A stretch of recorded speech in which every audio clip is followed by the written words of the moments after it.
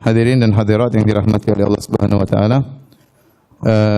Pada kesempatan kali ini kita akan membahas hadis, ya.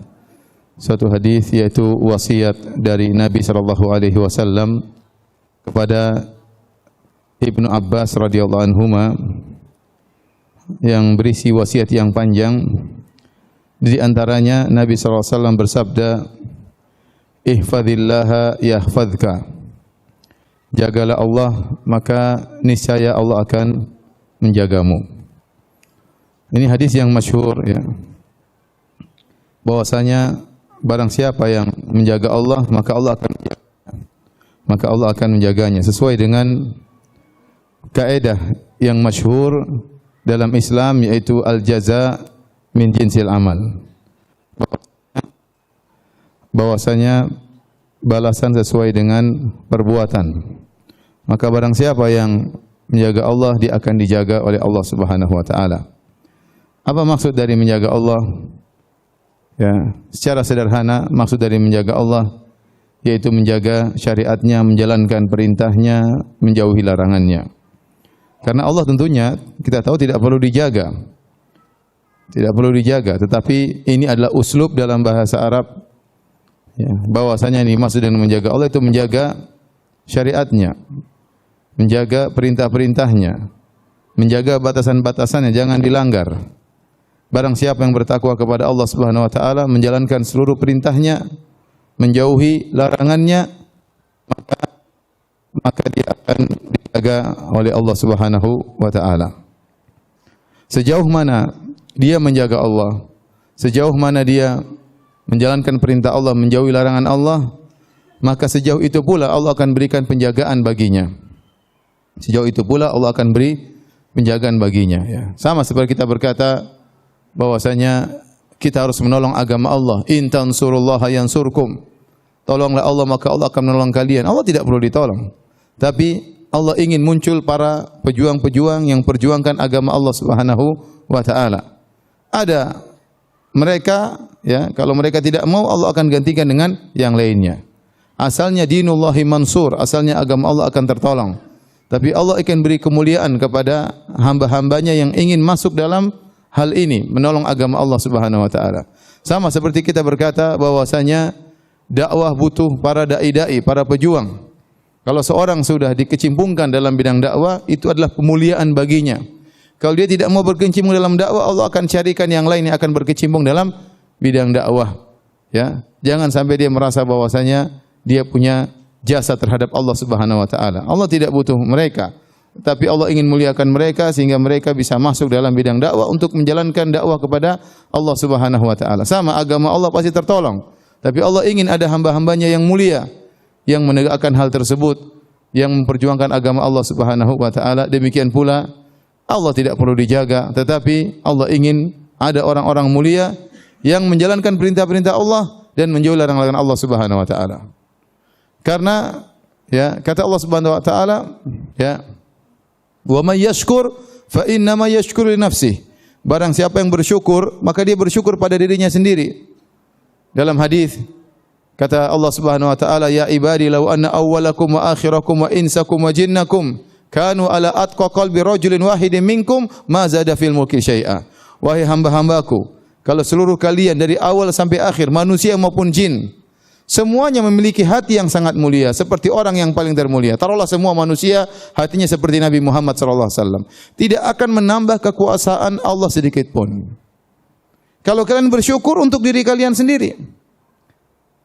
Wa man kafara fa innallaha ghaniyyun hamid. Barang siapa yang kafir, maka Allah Maha Kaya, Allah Maha Terpuji. Meskipun seluruh manusia kafir, Allah tetap terpuji. Allah berkata, "Ya ibadi, law ana awwalakum wa insa law kana awwalakum wa akhirakum wa insakum wa jinnakum kanu ala afjari qalbi rajulin wahidin minkum ma naqasa min mulki syai'a." Wahai hamba-hambaku, kalau kalian seluruhnya dari awal sampai akhir, jin dan manusia seluruhnya berada di atas hati orang yang paling fajir, yang paling kafir, maka tidak akan mengurangi kekuasaanku sama sekali. Artinya apa? Kalau seluruh manusia hatinya seperti Firaun, kalau seluruh manusia hatinya seperti iblis, tidak akan mengurangi kekuasaan Allah Subhanahu wa taala.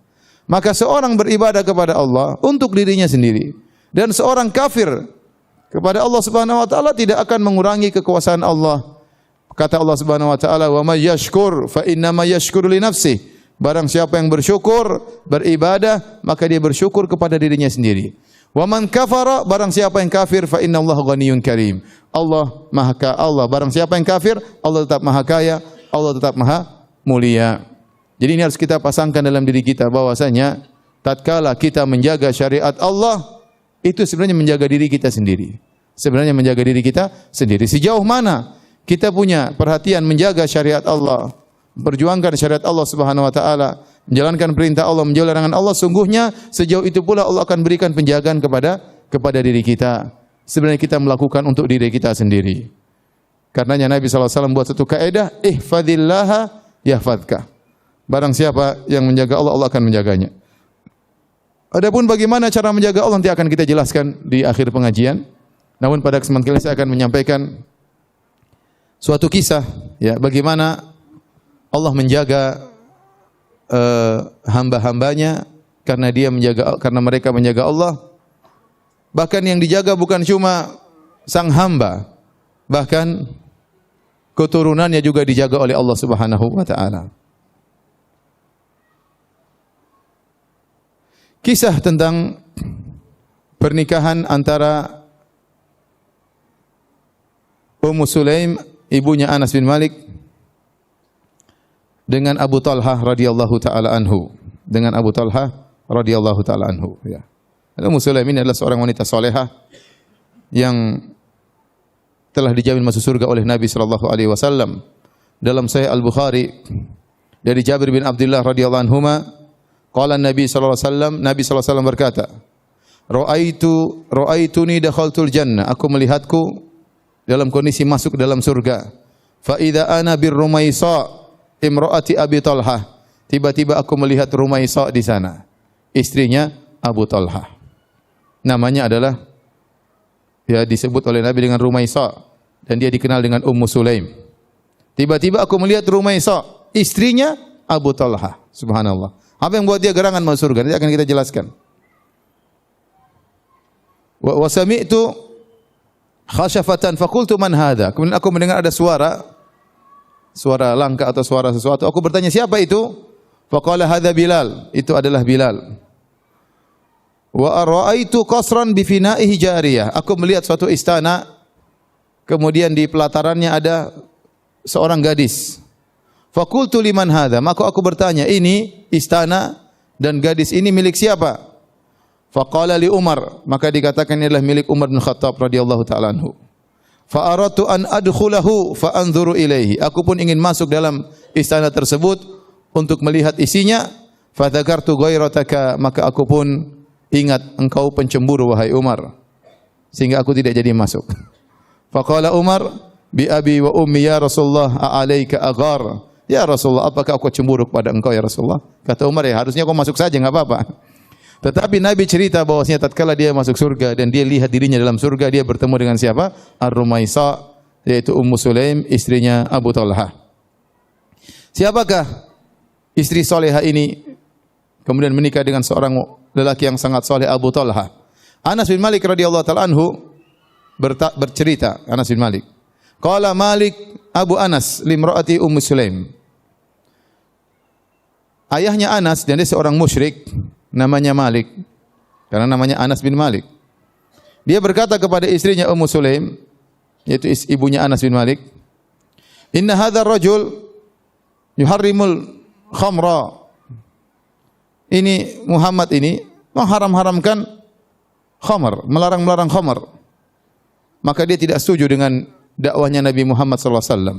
Fantalaqa hatta asyam, hatta atasyam. Maka Malik, bapaknya Anas, pun pergi menuju ke negeri Syam. Fahalaka hunak, kemudian dia meninggal di sana, di negeri Syam. Akhirnya ibunya Anas, Ummu Sulaim, janda, suaminya sudah meninggal. Faja'a Abu Talhah, maka datanglah Abu Talhah Al-Ansari radhiyallahu taala anhu. Fa khataba Ummu Sulaim, kemudian dia pun melamar Ummu Sulaim, itu Rumaisa tadi yang Nabi lihat dia di surga. Fa kallamaha, maka dia pun ngomong, melamar Ummu Sulaim. Apa kata Ummu Sulaim? Ya Abu Talhah, ma mithluka yurad. Kata Ummu Sulaim kepada Abu Talhah, wahai Abu Talhah, Orang seperti Anda tidak mungkin ditolak lamarannya. Walakinnaka mru'un kafir, tetapi engkau kafir. Wa ana imra'atun muslimah, Abu Talha waktu itu masih kafir, masih musyrik. Wa ana imra'atun muslimah, dan saya seorang wanita muslimah. La yasluhu li an atazawwajak. Tidak boleh bagiku untuk menikah dengan engkau. Maka Abu Talha bertanya, "Madza dahruk?" Yaitu apa keinginanmu agar aku bisa menikahimu? Maka Ummu Sulaim berkata, "Wa ma dahri?" Ya. Apa keinginanku? Kata Abu Talha, "Asraf awal bayda?" Apakah kau ingin emas dan perak? Kata Ummu Sulaim, kata Rumaisa, "Fa inni la uridu safra wala bayda." Aku tidak ingin menikah denganmu, aku tidak berharap emas dan perak. Inni uridu minka al-Islam. Aku ingin kau masuk Islam. Fa in taslam fadzaka mahri wala as'aluka ghairahu. Kalau kau masuk Islam itulah maharku dan aku tidak akan nuntut selain itu. Subhanallah.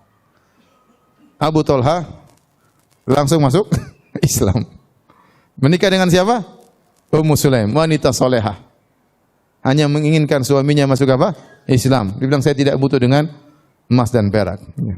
Apalagi dompet, apalagi tas, apalagi kerjanya ibu-ibu tiap hari browsing apa? Tas. Baik. Tunggu dulu, belum. Ini masih mukadimah ya, belum. Nah, akhirnya Abu Talha menikah dengan Ummu Sulaim. Abu Talha menikah dengan Ummu Sulaim. Ummu Sulaim sudah punya anak, siapa? Anas bin Malik. Jadi Abu Talha itu bapak tirinya Anas bin Malik. Nah, kemudian lahirlah seorang anak dari pernikahan tersebut. Anak tersebut sangat dicintai oleh Abu Talha. Abu Talha sangat cinta kepada anak tersebut, sangat sayang anak tersebut. Anak tersebutlah yang disebut dengan Aba Umair. Waktu anak itu adik tirinya Anas, dia punya peliharaan burung. Waktu itu burung tersebut sakit, akhirnya burung itu mati. Maka Nabi SAW kebetulan main di rumahnya Anas bin Malik. Lalu Nabi ketemu dengan si kecil Abu Umair tersebut, masih kecil. Maka Nabi mencandainya, Nabi berkata, "Ya Aba Umair ma fa'ala Nugair." Padahal dia masih kecil, mungkin berapa tahun ya, mungkin 4 tahun, mungkin 3 tahun, berapa tahun. Nabi mencandai, Nabi berkata, "Wahai Abu Umair, apa yang terjadi dengan burung yang kau pelihara?" Nabi ingin ngobrol dengan dia. Ya. Inilah anaknya dari Abu Talha yang menikah dengan Ummu Sulaim. Anas bin Malik bercerita dalam hadis yang diriwayatkan oleh Imam Ahmad dalam musnadnya. Kata Anas bin Malik, "Ishtaka ibnun li Abi Talha." Anaknya Abu Talha sakit, yaitu tadi Abu Umair. Fa kharaja Abu Talha ilal masjid fatufiyal gulam. Maka dia pun pergi ke masjid, ternyata anak tersebut meninggal dunia. Padahal anak ini sangat dicintai oleh Abu Talha. Sering dia tanya, waktu anaknya sakit, tanya sama istrinya, bagaimana kondisinya? Kalau ditanya lagi bagaimana kondisinya? Karena sayang kepada anaknya. Apa yang dilakukan oleh Ummu Sulaim? Fahayyat Ummu Sulaim al-mayyit wa qalat li ahliha la yukhbiranna ahadun minkum Aba Talha bi wafati ibnihi. Maka dia siapkan putranya tersebut meninggal dunia. Lihat Ummu Sulaim ini putranya sendiri. Betapa tabahnya menghadapi kematian putranya. Maka dia pun mengkafankan, kemudian dia menyiapkan, kemudian dia kuburkan putranya tersebut tanpa sepengetahuan bapaknya. Karena Ummu Sulaim tahu betapa cintanya Abu Talha kepada putranya tersebut. Kemudian Ummu Sulaim berkata kepada keluarga yang di rumah, jangan seorang pun kasih tahu sama Abu Talha kalau anaknya sudah meninggal dunia. Berarti dia benar-benar kuat menghadapi itu semua. Faraja'a ila ahlihi. Kemudian dia pulang ke rumah Abu Talha, wa ma'ahu nasun min ahlil masjid, bersama sebagian sahabat-sahabatnya dari masjid. Dia bertanya seperti biasanya, "Ma'afal fa'alal gulam?" Bagaimana putraku kondisinya? Qalat khairu ma kana. Lebih baik daripada sebelumnya. Kata siapa? Ummu Sulaim. Maksudnya lebih tenang, dalam riwayat dia lebih tenang daripada sebelumnya. Dia sudah meninggal, lebih tenang. Kalau sebelumnya sakit, panas, menderita, sekarang sudah meninggal, makanya dia mengatakan dia sangat tenang, lebih tenang daripada sebelumnya. Fa qarrabat ilaihim asya'ahum, dan subhanallah dia tenang saja, dia bisa menjaga situasi perasaannya, kondisi perasaannya. Maka Ummu Sulaim tetap menyiapkan makanan buat suaminya dan tamu-tamunya. Fata'asyau, akhirnya mereka kemudian makan malam.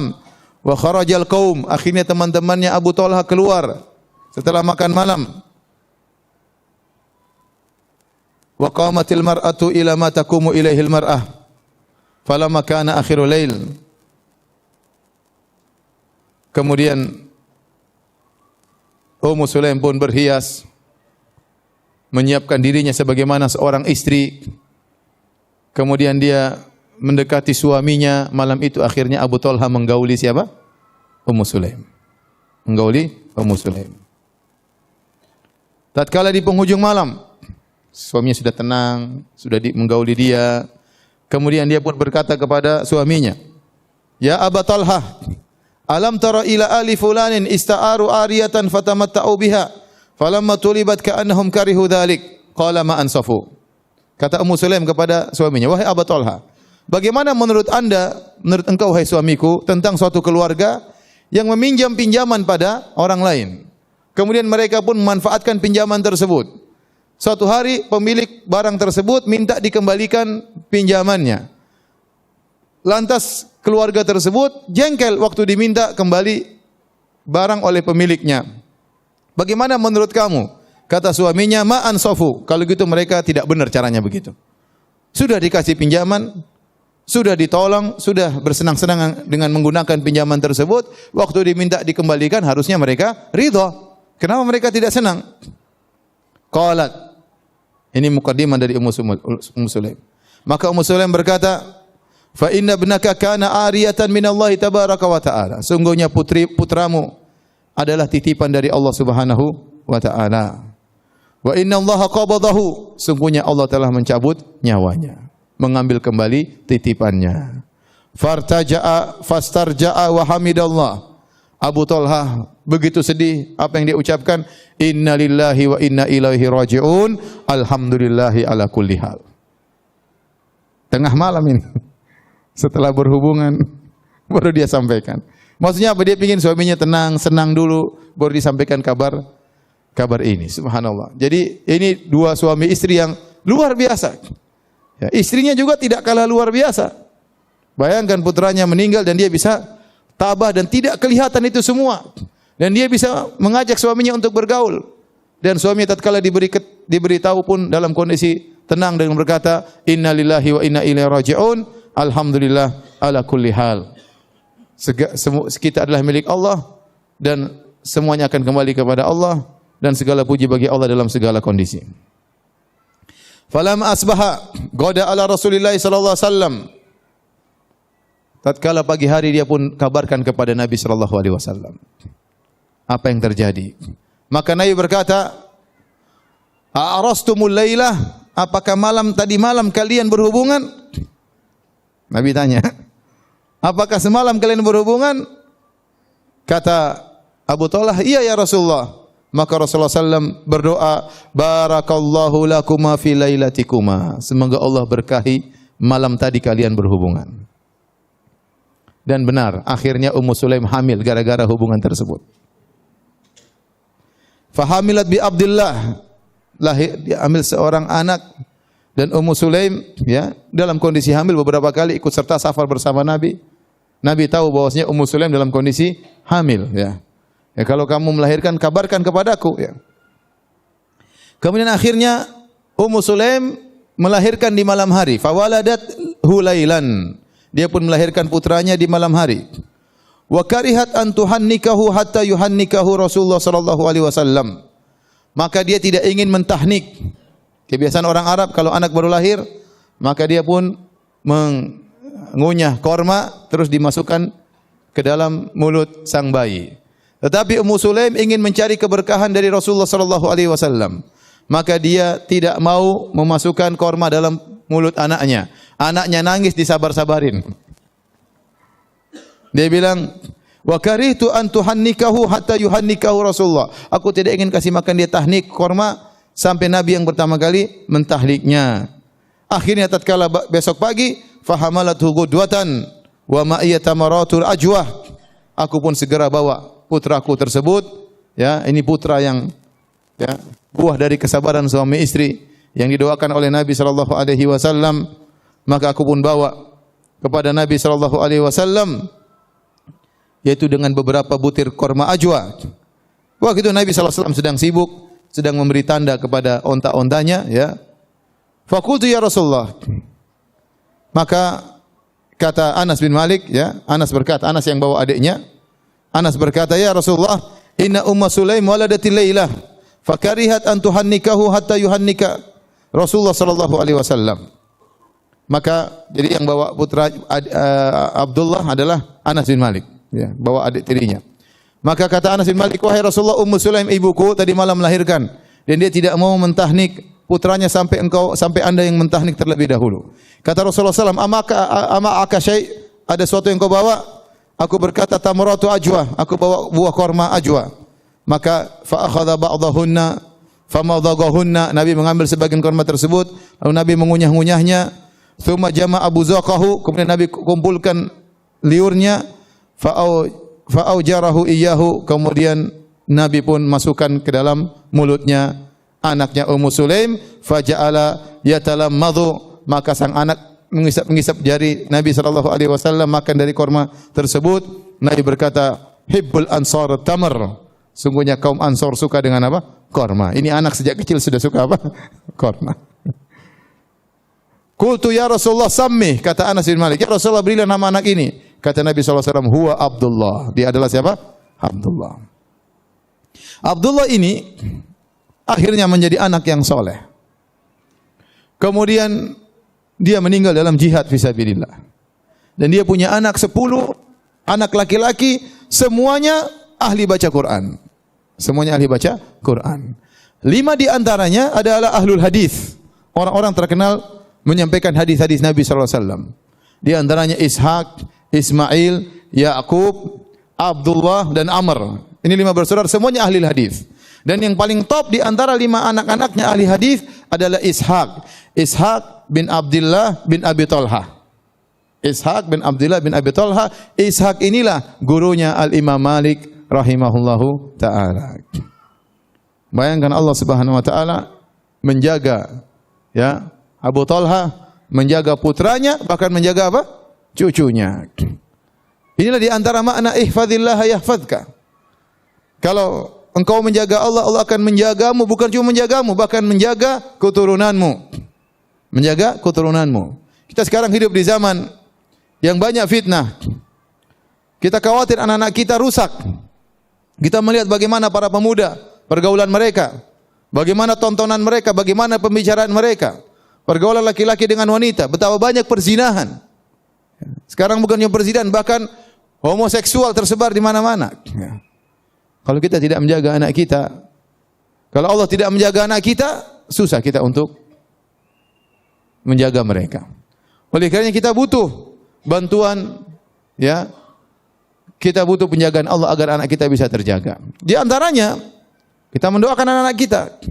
Di antaranya kita sendiri berusaha untuk jadi orang tua yang soleh, agar anak-anak kita dijaga oleh Allah Subhanahu wa taala. Oleh karenanya dalam Al-Qur'an, dalam surat Al-Kahfi, Allah Subhanahu wa taala juga bercerita tentang hal ini, tentang Nabi Musa dan Nabi Khadir tatkala mereka berdua bertamu ke suatu kampung dan mereka tidak dijamu. Kata Allah Subhanahu wa taala, "Fantalaqa hatta idza ataya ahla qaryatin istata'ama ahlaha fa abaw ayyudayyifuhuma fawajada fiha jidaran yuridu an yanqadha fa aqamah." Maka berjalanlah Nabi Musa dan Nabi Khadir. Sampailah mereka di suatu negeri, suatu kampung, mereka minta dijamu oleh penduduk kampung tersebut. Fa abaw ayyudayyifuhuma. Ternyata penduduk kampung tersebut enggan menjamu mereka berdua. Karena mereka berdua nabi, ya. Ini penduduk kampung kurang ajar, tidak mau menjamu apa? Nabi.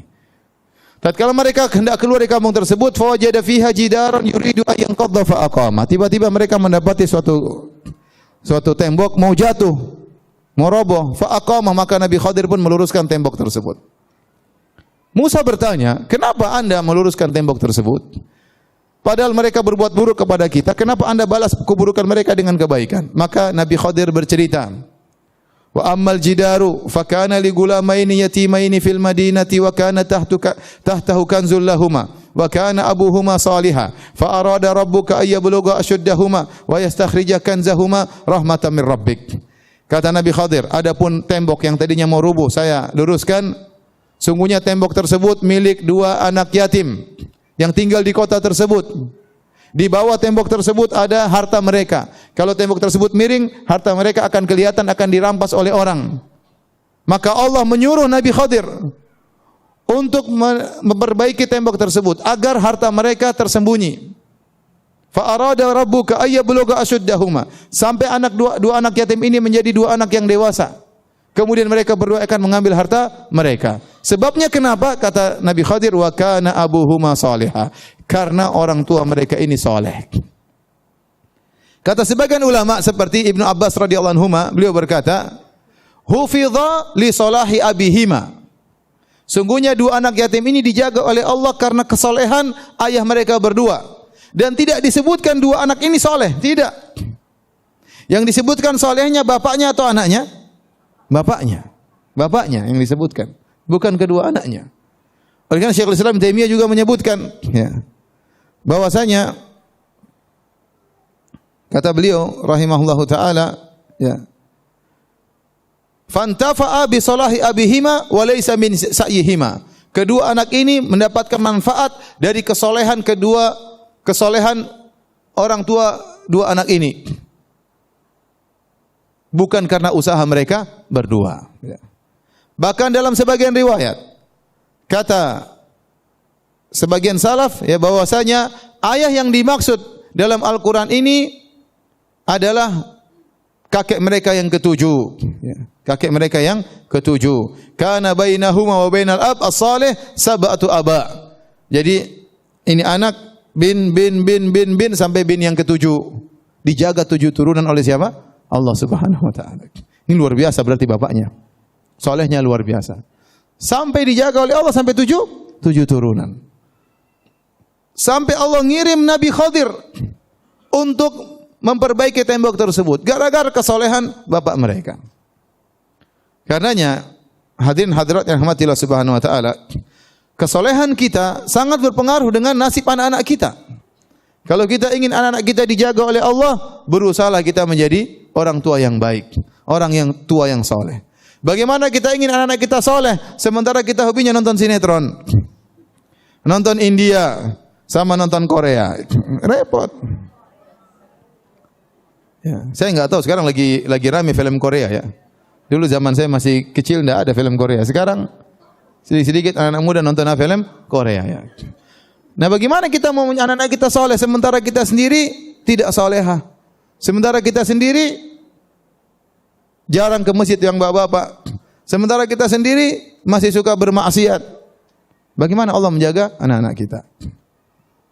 Bisa jadi jangan-jangan anak-anak kita menjadi rusak gara-gara kita sendiri yang rusak. Gara-gara kita yang rusak. Oleh karenanya Sa'id bin Musayyib, seorang tabi'in rahimahullah, pernah berkata, "Inni la usalli fa adhkur waladi fa azidu fi salati." Aku salat, kata Sa'id bin Musayyib. Kemudian aku ingat anakku dalam salatku, maka aku tambah lagi salatku. Aku panjang-panjangkan atau aku tambah rakaatnya. Kenapa? Ingat anakku. Raja'a an uhfadha fihi. Aku berharap Allah menjaga anakku karena aku. Ya. Maka seorang tatkala ingin melakukan kesalahan, ingat, ya, dampaknya bisa saja mengenai anak-anaknya. Maka dia berusaha bertakwa kepada Allah. Selain dia berdoa kepada Allah agar anaknya soleh, dia juga berusaha untuk soleh, ya, untuk soleh agar anak-anaknya menjadi soleh dan solehah.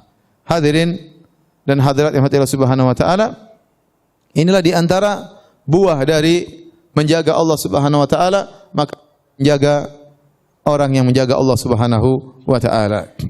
Oleh karena Allah Subhanahu wa taala berfirman dalam Al-Qur'an, "Lahu mu'aqibatun min baini yadayhi min khalfihi yahfazunahu min amrillah." Sungguhnya Allah memiliki malaikat-malaikat yang Allah kirimkan kepada seorang hamba yang bertakwa, menjaga di depannya, di belakangnya. Yahfazunahu min amrillah. Malaikat-malaikat itu menjaga sang hamba dengan perintah Allah Subhanahu wa taala. Dijaga.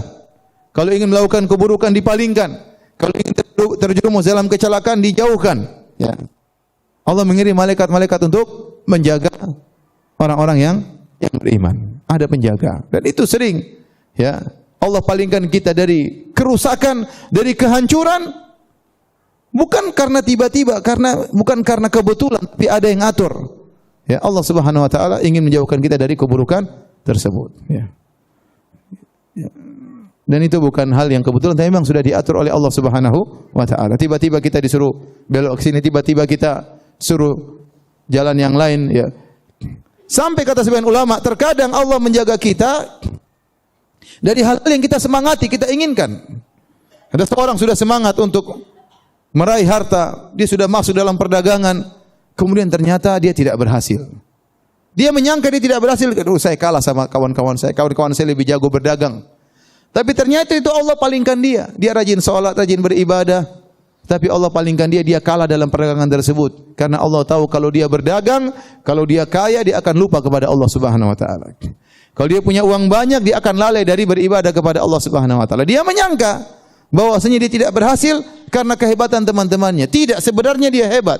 Tetapi Allah palingkan dia supaya dia tidak terjerumus dalam hal yang dia benci. Wa asa an tuhibbu syai'an wa huwa syarrul lakum. Bisa jadi engkau mencintai sesuatu dan buruk bagimu. Bisa jadi seorang begitu semangat untuk meraih jabatan dengan perjuangan luar biasa, sudah berusaha sendiri, tapi Allah tidak menjadikan dia berhasil. Allah buat dia kalah. Kenapa? Bisa jadi kalau dia menang, dia lupa dengan namanya pengajian, dia lupa dengan takwa kepada Allah, ya. Lupa untuk baca Quran, tersibukkan dengan hal yang tidak bermanfaat, maka Allah buat dia gagal. Bukan karena dia tidak hebat, dia hebat. Tapi Allah tahu dia belum pantas untuk masuk di ajang tersebut. Dia belum pantas. Belum saatnya dia masuk dalam kancah tersebut. Maka Allah buat dia gagal. Ini contoh adalah penjagaan Allah Subhanahu wa taala kepada seorang hamba. Allah mudahkan urusannya kalau dia menjaga Allah Subhanahu wa taala, takwa kepada Allah Subhanahu wa taala. Wa may yattaqillaha yaj'al lahu makhraja wa yarzuqhu min haitsu la yahtasib. Barang siapa bertakwa kepada Allah Subhanahu wa taala, Allah berikan solusi kepadanya dan Allah akan memberikan rezeki dari arah yang dia tidak sangka-sangka. Nah, kalau seorang ternyata banyak masalah, dizalimi orang, orang diganggu orang, masalahnya tidak pernah selesai-selesai, tidak ada solusinya, maka hendaknya dia introspeksi diri. Jangan-jangan dia bermasalah. Jangan-jangan dia bermasalah sama Allah Subhanahu wa taala. Jangan-jangan dia menzalimi orang lain. Jangan-jangan dia tukang maksiat. Jangan-jangan dia tidak beres di rumahnya. Jangan-jangan dia enggak beres sama pembantunya misalnya, sama pegawainya, sama istrinya, sama suaminya. Cek. Kenapa bisa demikian? Orang mukmin pasti dikasih ujian, namun pasti ada solusinya. Pasti ada solusinya. Kita orang mukmin, orang beriman pasti ada ujiannya. Allah sudah janji akan kasih ujian. Tetapi pasti ada solusinya. Nah, kalau enggak ada solusinya, berarti kita introspeksi. Jangan-jangan kita bermasalah. Hadirin dan hadirat yang Subhanahu wa taala. Secara umum, penjagaan Allah terhadap seorang hamba dalam dua hal. Penjagaan Allah terhadap seorang hamba dalam dua hal. Pertama, Allah menjaga agamanya. Yang kedua, Allah menjaga dunianya. Allah menjaga agamanya, yaitu Allah menjauhkan dia dari hal-hal yang menyimpang, hal-hal yang menyesatkan. Jauhkan dia dari syubhat-syubhat, jauhkan dia dari pemikiran liberal, dari pemikiran firqah-firqah yang sesat, dijauhkan dari pemikiran-pemikiran khawarij, syiah dan yang lainnya. Allah jauhkan dia.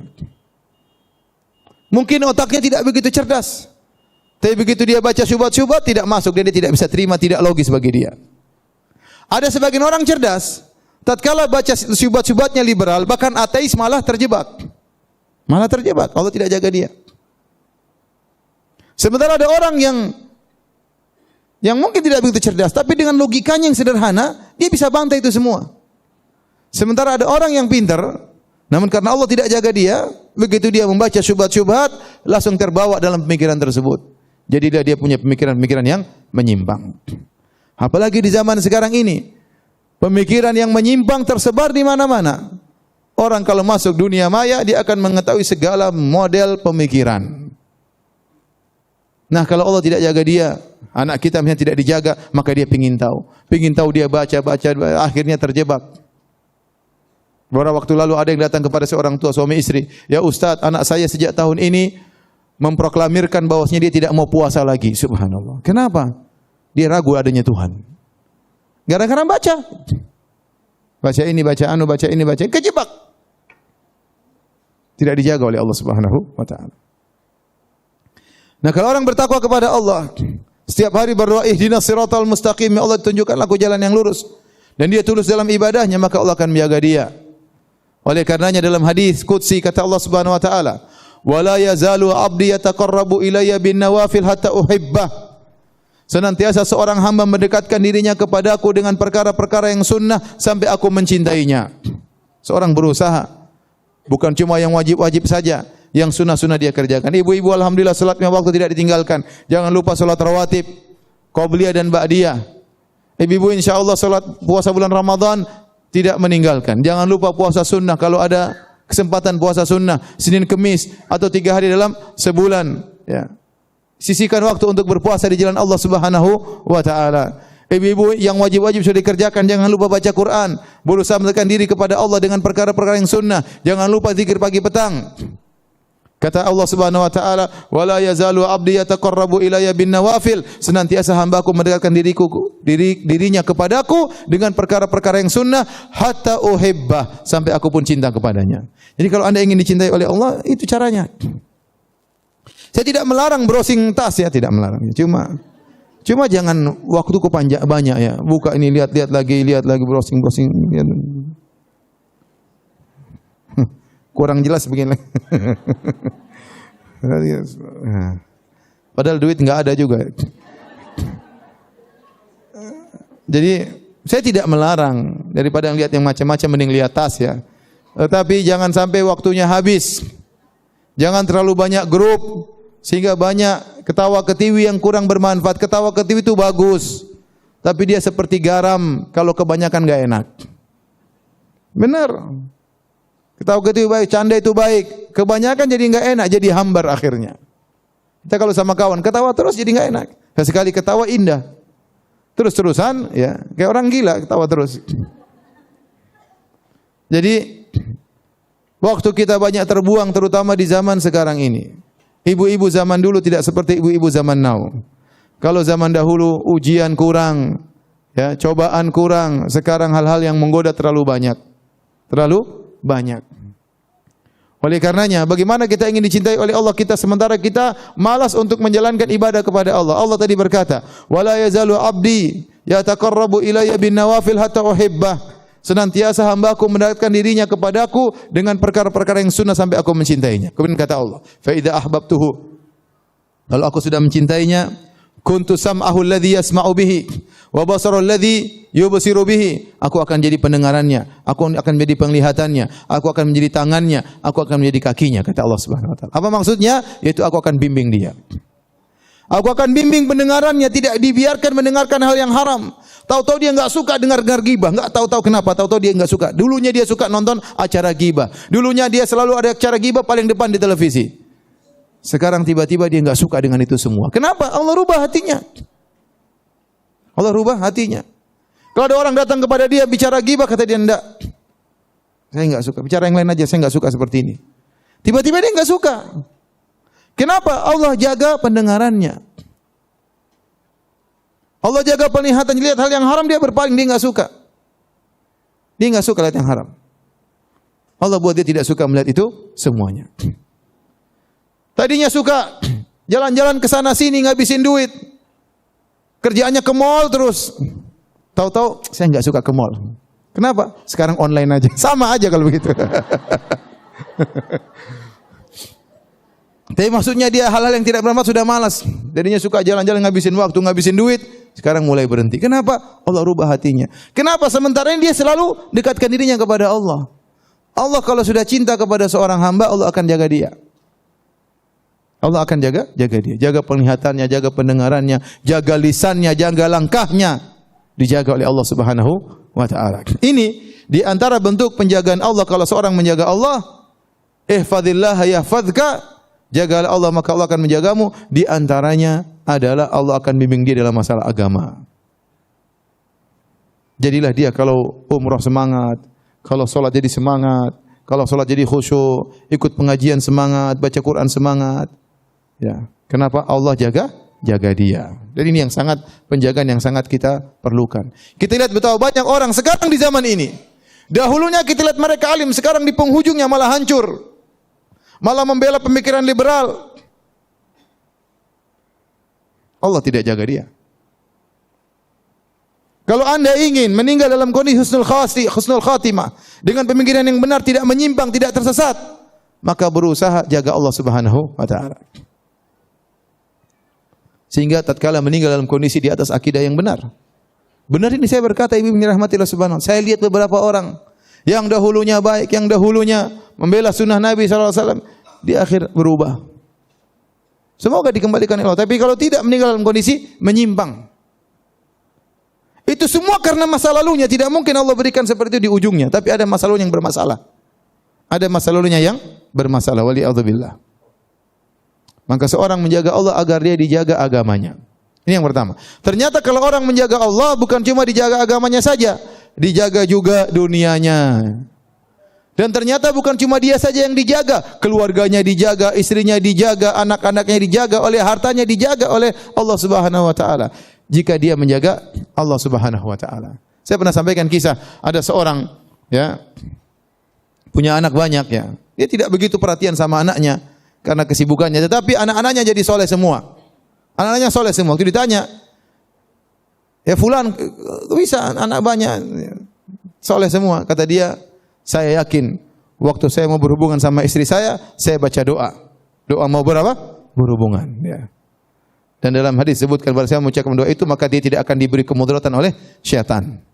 Maka saya yakin dengan doa tersebut, dan saya yakin Allah akan menjaga anak-anakku. Ada ketakwaan, bahkan tatkala tidak berhubungan, dia bertakwa kepada Allah Subhanahu wa taala. Ya kadang kita heran ya. Ya kita punya, apalagi kalau kawan-kawan di Arab Saudi sana, atau anak 24 orang, anak 15 orang, ada kawan saya 55 bersaudara, Masya Allah. Itu gimana mau jaga 55 orang anak? Namanya saja lupa. Bingung ya. Ada kawan cerita dia punya tetangga anaknya 13. Laki-laki semua, belum perempuannya, 13. Kalau sholat jamaah 13 semua di saf, Masya Allah. Ada satu yang lari-lari, dia pegang, kamu anaknya ibumu yang mana? Dia bingung sendiri. Karena istrinya banyak, dia bingung. Kamu ini anak dari ibu yang mana? Saking banyak anaknya dia lupa. Tapi semuanya ke masjid. Tapi semuanya yang mana? Ke masjid.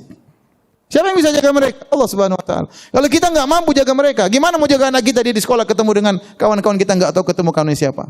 Bagaimana kita menjaga anak kita di rumah bersendirian, kemudian buka internet, apa yang dilihat kita enggak tahu. Kalau bukan Allah yang jaga, kita enggak bakalan bisa menjaga. Allah, kalau kita menjaga Allah, maka Allah akan jaga kita. Kita pun dijaga. Anak kita dijaga, istri kita dijaga. Kalau kita bermasalah, ibu kalau suaminya biar dijaga, tidak direbut oleh pelakor. Pelakor itu perebut laki orang ya. Jaga diri, bertakwa kepada Allah, berdoa kepada Allah, ya Allah jagalah suamiku ya Allah. Jauhkan dia dari wanita-wanita yang pelakor ya misalnya. Berdoa kepada Allah. Jadi kita dijaga bukan cuma diri kita, bahkan keluarga kita dijaga oleh Allah Subhanahu wa taala. Dunia kita dijaga oleh Allah Subhanahu wa taala. Di Saudi saya sering ketemu orang-orang umurnya saya panjang-panjang, 90, 80, masih segar-segar, 80 lebih, masih kuat, masih sehat. Ya. Sebenarnya Allah mengatakan barang siapa tatkala di masa mudanya dia menjaga dirinya, menjaga pandangannya, menjaga pendengarannya, maka dia tidak di akhir hayat pun dia masih bisa melihat dengan baik, masih bisa mendengar dengan baik, diberi kesehatan oleh Allah Subhanahu wa taala. Kenapa? Karena dia jaga di masa mudanya. Badan-badannya, anggota tubuhnya dia jaga karena Allah Subhanahu wa taala, maka Allah menjaganya tatkala di masa tua. Jadi bukan cuma agama yang dijaga, dunia pun dijaga. Kalau orang pedagang bertakwa kepada Allah Subhanahu wa taala, yang membayar zakat, insyaallah hartanya dijaga oleh Allah Subhanahu wa taala. Saya pernah dengar ceramah di radio Arab Saudi.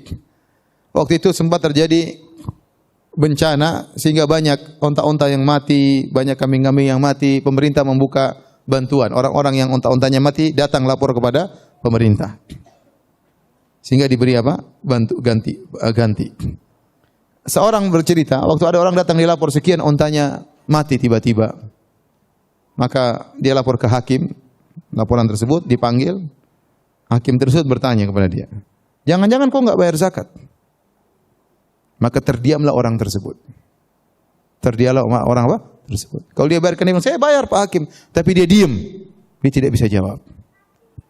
Bisa jadi harta orang kemudian, harta seorang terkena musibah. Kenapa dia tidak bertakwa kepada Allah? Zakat dia tidak pernah bayar. Atau kemudian dikasih sakit oleh Allah sehingga hartanya habis semuanya untuk sakitnya tersebut. Oleh karenanya seorang bertakwa kepada Allah agar dijaga dunianya juga, bukan cuma akhiratnya, bukan cuma agama yang dijaga, dunia pun dijaga oleh Allah Subhanahu wa taala. Nah, sekarang kita sampai pada pembahasan terakhir, bagaimana menjaga Allah Subhanahu wa taala. Hadirin dan hadirat yang dirahmati oleh Allah Subhanahu wa taala, sungguhnya orang yang menjaga Allah Subhanahu wa taala dipuji oleh Allah dalam banyak ayat dalam Al-Qur'an. Allah sebutkan di antaranya mereka adalah para penghuni surga. Dalam surat Qaf Allah sebutkan tentang para penghuni surga orang bertakwa. Kata Allah Subhanahu wa taala, "Wa uzlifatil jannatu lil ghairu ba'id. Hadza ma tu'aduna likulli awwabin hafiz.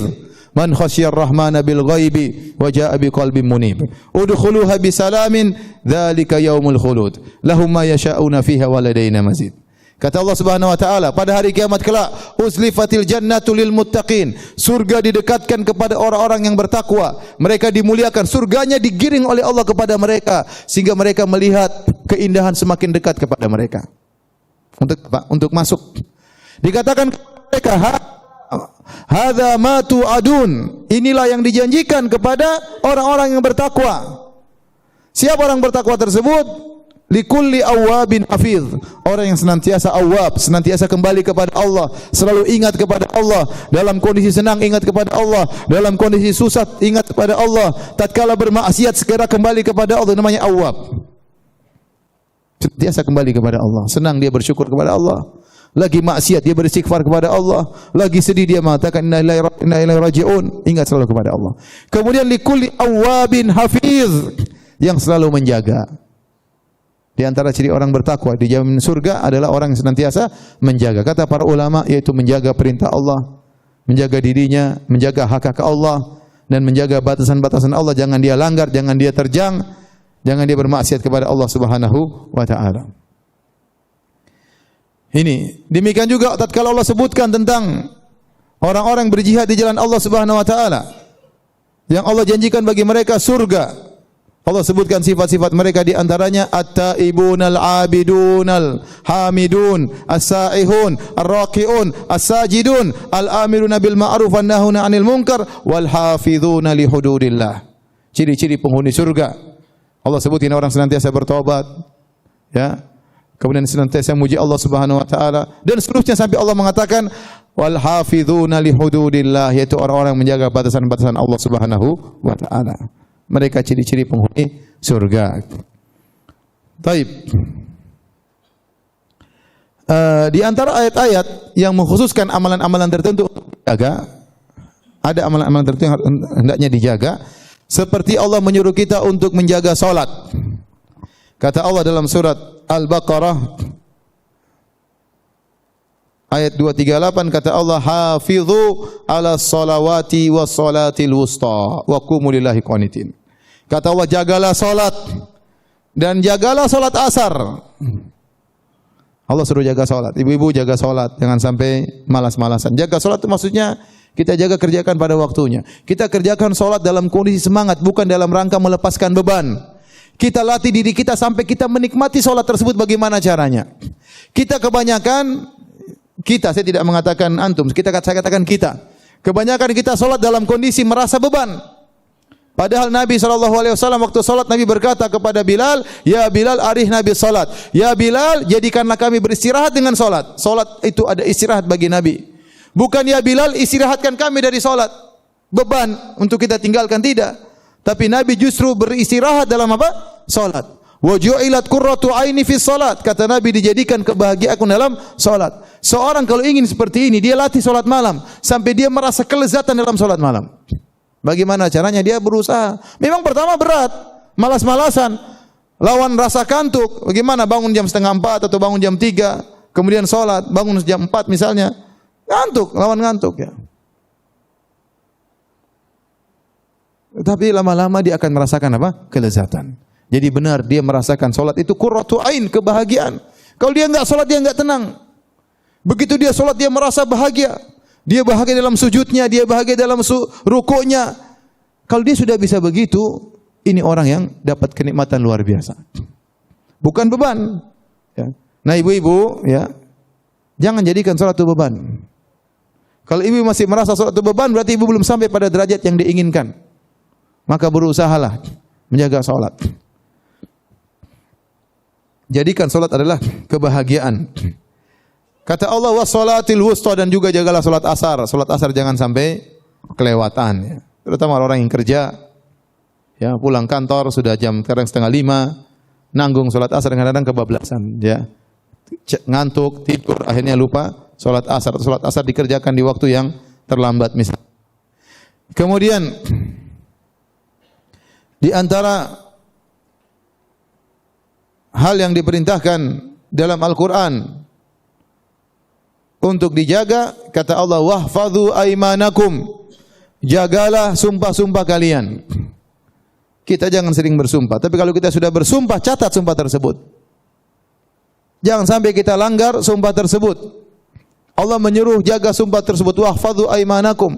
Kalau kita bilang demi Allah, laksanakan sumpah tersebut. Sebagai bentuk kita pengagungan terhadap Allah. Barang siapa menjaga sumpahnya karena Allah, Allah akan menjaga dia. Demikian juga di antara hal yang dianjurkan untuk dijaga dalam hadis, kata Nabi sallallahu alaihi wasallam, la yuhafidhu 'alal wudu' illa mu'min. Tidak ada yang menjaga wudu kecuali seorang apa? Mukmin. Seorang berusaha untuk jaga wudunya. Setiap dia batal dia berwudu. Bahkan sebelum tidur dia berwudu kalau memungkinkan. Dan ini adalah tanda seorang mukmin. Kemudian juga ya, Nabi SAW bersabda, al-istihya'u minallahi haqqal haya. Hendaknya seorang malu kepada Allah dengan rasa malu yang sebenar-benarnya. Bagaimana cara rasa malu yang sebenar-benarnya?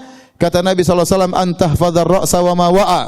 Engkau menjaga kepalamu dengan apa yang ada di bawahnya. Itu jaga pendengaran, jaga penglihatan. Kalau kita ingin dijaga Allah, jangan jelalatan. Jangan lihat hal-hal yang tidak dibenarkan. Ya. Jangan mendengarkan hal-hal yang diharamkan. Wa tahfadzal batna wa ma hawa, dan jagalah juga perut dan apa di dalamnya. Itu jangan sampai makan yang haram. Jangan sampai makan yang haram. Kenapa? Karena semua penglihatan pendengaran akan dimintai pertanggungjawaban oleh Allah Subhanahu wa taala. Kata Allah Subhanahu wa taala, inna sam'a wal basara wal fuada kullu ulaika kana anhu mas'ula. Sungguhnya pendengaran, penglihatan, hati, semua itu akan diminta pertanggungjawaban oleh Allah Subhanahu wa taala. Kemudian di antaranya yang paling penting juga Nabi mengkhususkan, jaga lisan. Kata Nabi, man hafidha ma baina lahyaihi wa ma baina rijlaihi dakhalal jannah. Barang siapa yang menjaga lisannya dan menjaga kemaluannya, dia masuk surga. Kenapa? Kebanyakan orang terjerumus dalam neraka jahanam gara-gara lisannya. Oleh karena seorang hati-hati. Ibu-ibu tatkala bergaul, tatkala berkomentar di grup WhatsApp atau di medsos, hati-hati. Tatkala berteman dengan kawan, ngobrol hati-hati. Jangan sampai masuk dalam ghibah, jangan sampai masuk dalam namimah. Jauhi sering katanya dan katanya. Sungguhnya di antara yang dibenci oleh Allah Subhanahu wa taala qila wa qala, katanya dan katanya. Sekarang zaman ini zaman banyak katanya-katanya. Hati-hati. Jaga lisan. Kalau tidak penting enggak usah dibicarakan. Kalau tidak baik hendaknya didiamkan, enggak usah berbicara. Sebagaimana berbicara kebaikan adalah ibadah, diam dari keburukan juga adalah ibadah. Sungguh ada ibadah yang agung, tidak susah, cuma diam dapat pahala. Tetapi susahnya orang diam itu susah. Maunya ngomong. Ustaz aja maunya ngomong. Maunya komentar, semuanya mau dikomentari. Ya, tidak semua ente komentari. Ingat, sebagaimana berbicara kebaikan adalah ibadah, diam dari keburukan juga adalah ibadah. Diam dari hal yang meragukan, mendiam. Orang ini ibu lagi ngumpul, kemudian ngobrol-ngobrol, ketawa ke TV. Kita lihat itu enggak benar, diam. Jangan komentar. Jangan komentar. Di grup lagi bertengkar, menurut anti komentar enggak ada manfaatnya, enggak usah komentar, diam, tahan diri. Itu ibadah. ibadah. Lau kana al-kalamu min al-fiddah lakana sukutu min adh-dhahab. Kalau berbicara adalah perak, maka diam adalah emas. Apalagi ibu-ibu ya. Karena yang suka ngomong itu biasanya apa? Ibu-ibu. Suka komentar itu apa? Ibu-ibu. Yang sering ember mulutnya itu apa? Ibu-ibu. Ini saya bicara kenyataan ya. Ibu jangan tersinggung. Tersinggung enggak apa-apa juga. Jadi intinya ya, hati-hati ibu-ibu ya. Jaga lisan, terutama di zaman sekarang ini. Jaga tulisan, jaga komentar. Kemudian juga jaga kemaluan ya. Ikhwan maupun akhwat jaga kemaluan. Jangan selingkuh, jangan punya hubungan dengan lelaki lain bagi ibu dan jangan bagi laki-laki hubungan perempuan lain yang tidak halal baginya. Ini sekarang zaman fitnah, betapa mudah kita berkomunikasi dengan lawan jenis yang tidak halal bagi kita. Ya, ketawa-ketiwi dengan orang lain, tertawa-tertawa dengan suami orang, tertawa-tertawa dengan istri orang lain, tidak diperbolehkan. Sebagian lelaki kalau sudah telepon sama perempuan lain setengah jam juga betah telepon. Kalau bicara sama istrinya enggak betah. Cepat mah, ada apa sih mah, cepat dong mah, cepat bapak papi lagi sibuk. Begitu ngobrol sama istri orang setengah jam betah. Ada apa gerangan? Pasti ada kelezatan di situ. Ada syahwat yang tersalurkan. Makanya betah lama ngobrol. Kalau chattingan sama perempuan lain semangat. Kalau chattingan sama istri orang kurang semangat. Sebagian ibu juga demikian, ibu yang kurang ajar ya. Kalau sudah kontak sama suami orang seperti itu, sama suami sendiri tidak bersemangat. Kurang menghormati, kurang menghargai. Sama suami orang benar-benar menghargai. Ini berarti tidak menjaga kemaluannya dan hal-hal yang bisa menjerumuskan kepada itu semua. Baik, jadi intinya ibu yang dirahmati Allah Subhanahu wa taala. Yang dimaksud menjaga Allah adalah menjaga perintah-perintahnya. Wa hafidha huquqahu, menjaga hak-hak Allah. Di antaranya hak Allah adalah kita mentauhidkan Allah, jangan berbuat syirik sama sekali. Kemudian wa hafidha hududahu, menjaga batasan-batasannya, jangan kita langgar. Jangan kita melakukan hal yang diharamkan oleh Allah Subhanahu wa taala. Barang siapa yang menjaga ini semua, maka dia akan dijaga oleh Allah Subhanahu wa taala. Sejauh mana dia semakin kuat menjaga hal tersebut, dia akan semakin dijaga oleh Allah Subhanahu wa taala. Dan betapa butuhnya kita di zaman sekarang untuk saling mengingatkan. Jangan lupa berteman dengan wanita-wanita yang soleha, ikhwan-ikhwan berteman dengan ikhwan-ikhwan yang soleh, agar saling menjaga di antara mereka, saling mendoakan, saling mengingatkan. Di zaman sekarang kita butuh dengan teman-teman yang baik, agar kita terjebak dengan komunitas yang baik dan terjauhkan dari komunitas yang buruk. Wallahu ta'ala alam bisawab. Kalau ada yang bertanya saya persilahkan.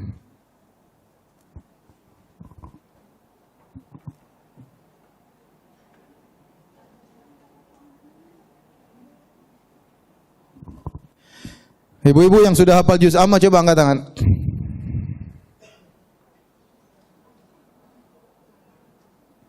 Ada yang hafal juz amma? Enggak ada. Masa enggak hafal juz amma? Mungkin ada tapi takut riya ya. Juz amma enggak riya kok, cuma juz amma juga kok riya. Kalau 30 juz mungkin riya. Saya ingin tahu ibu ada yang hafal juz amma enggak? Sebanyak ini enggak ada yang hafal juz amma. Terus apa yang dihafal?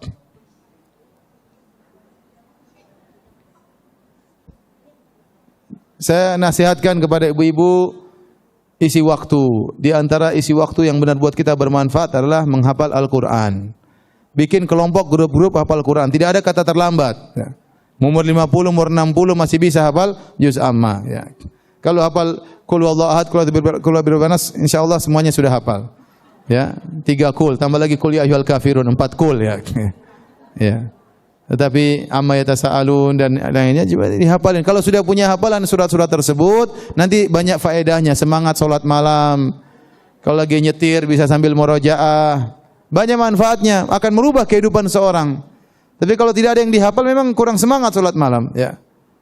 Maka saya sangat berharap ibu-ibu kalau ada waktu bikin grup untuk setoran hafalan. Enggak apa-apa satu hari satu ayat. Apa susahnya sih? InsyaAllah enggak susah. Memang pertama kali berat. Namun kalau sudah satu surat kita hafal, InsyaAllah mudah. Otak ini perlu diasah. Kalau sudah terasah, mudah nanti insyaallah, ya. Ibu insyaallah hafal juz amma ya sebelum meninggal ya. Bilang iya aja kurang semangat. Ibu-ibu nanti hafal juz amma sebelum meninggal ya. Insyaallah, insyaallah. Tapi ada yang bertanya, saya persilakan.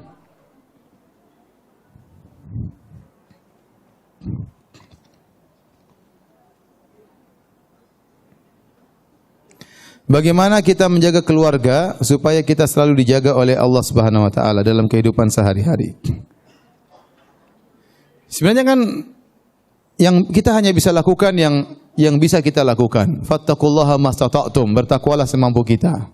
Maka memang harus ada waktu kita ingatkan anak-anak, kita bangunkan waktu mereka untuk salat subuh, kita tanyain sudah murojaah belum, ya. Tetapi anak-anak butuh melihat qudwah, contoh yang nyata. Kalau kita sendiri enggak pernah baca Quran, kita suruh anak baca Quran, anak-anak heran, ini ibu enak aja nyuruh-nyuruh anak-anak, sementara ibu sendiri enggak pernah baca Quran. Ibu tiap hari main HP terus kita disuruh hafal Quran. Ya, anak-anak pasti bisa menilai, ya. Tapi ada orang membuat ilustrasi, ada seorang ibu heran sama ibu yang lain. Ibu yang lain anaknya selalu baca Quran, sementara anaknya selalu main HP. Maka dia tanya, kok bisa anak ibu selalu baca Quran? Kata ibu tersebut, tergantung ibunya, apa yang dilihat oleh anaknya. Artinya kamu sering main HP, makanya anakmu juga main apa? Main HP kerjanya. Jadi kita berusaha ada sisihkan waktu untuk pertama perbaiki diri kita sendiri. Kita butuh perbaikan. Kita ini hidup tidak lama di dunia ini, ibu-ibu. Jadi harus ada jadwal yang kita rutinkan, meskipun sedikit tapi kita rutin. Kata Nabi SAW, wa ahabul a'mali ilallah adwamuha wa inqal. Amalan yang paling dicintai oleh Allah adalah yang paling berkesinambungan meskipun cuma sedikit. Jadi maksud saya kita bikin kegiatan zikir pagi petang jangan tinggal. Ada sekarang ada di HP juga ada, di Halo Ustaz juga ada, di banyak program-program ada program bacaan zikir pagi petang. Kita baca pagi jangan lupa, petang jangan lupa. Ya. Kemudian jangan lupa ada program baca Quran. Setiap hari harus ada yang dibaca, enggak boleh enggak ada yang dibaca. Meskipun 2 lembar, meskipun 3 lembar harus ada yang dibaca. Kita kasih tanda, tiap naik tambah lagi sampai kita khatam. Sampai kita khatam. Saya punya kawan ya, ini saya cerita. Saya punya kawan, bukan saya, kawan saya. Dia punya mobil Avanza kalau enggak salah. Terus ada kawan saya yang baik bilang sama dia, Ustaz kayaknya perlu mobil baru lebih besar karena mungkin banyak anak dan apa gitu, ya. Banyak anak ya, bukan banyak istri, jangan salah paham ya. Banyak anak.